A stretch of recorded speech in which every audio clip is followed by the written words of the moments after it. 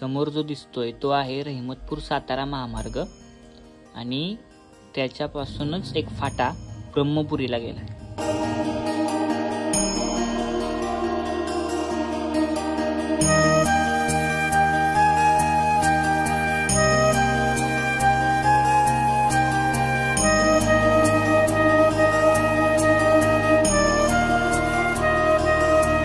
छोटा रस्ता मंदिराकडे जातो।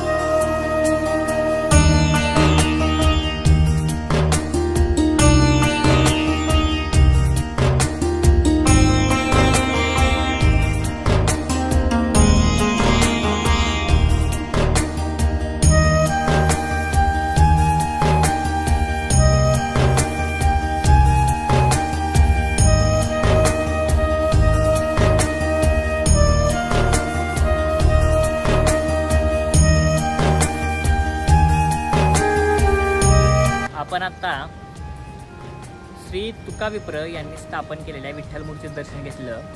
संत तुकाविप्रांना या मूर्त्या कृष्णा नदीच्या डोहात सापडल्या असं सांगितले जातात। संत तुकाविप्र यांचा जन्म बीड जिल्ह्यातील अंजनवती या गावामध्ये झाला, पण त्यांनी 1667 ते 1678 या दरम्यान ब्रह्मपुरी येथे तप साधना केली आणि त्यामुळं या जागेमध्ये एक वेगळीच ऊर्जा निर्माण झाली। त्यामुळं या क्षेत्राला प्रतिपंढरपूरचा दर्जा मिळाला। संत तुकाविप्रांचं मूळ गाव हे ब्रह्मपुरी म्हणजे श्रीरामनगर हेच होतं, पण काही कारणास्तव त्यांचं स्थलांतर हे बीड जिल्ह्यामध्ये झालं आणि तिथंच त्यांचा जन्म आणि तिथंच त्यांनी समाधी घेतली। संत तुकाविप्र यांचा काळ 1650 ते 1714 या दरम्यानचा आहे।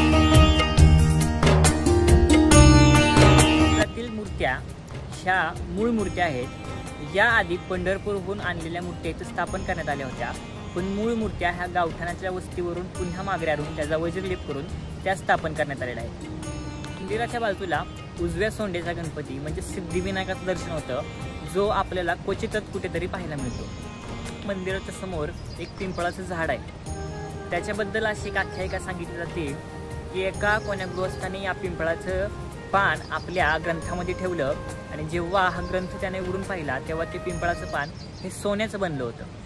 मंडळी, ही कृष्णा नदी आहे आणि या कृष्णा नदीच्या किनारी श्री क्षेत्र ब्रह्मपुरी वसलंय। हिला प्रतिचंद्रभागा कृष्णा नदीला इथं म्हटलं जातं।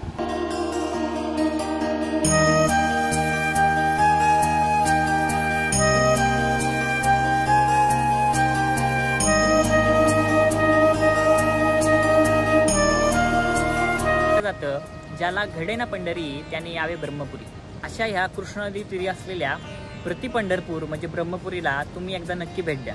तुर्तास तरीच थांबूया, पुन्हा भेटूया अशा नवीन देवस्थानी। तोपर्यंत जय जय राम कृष्ण हरी।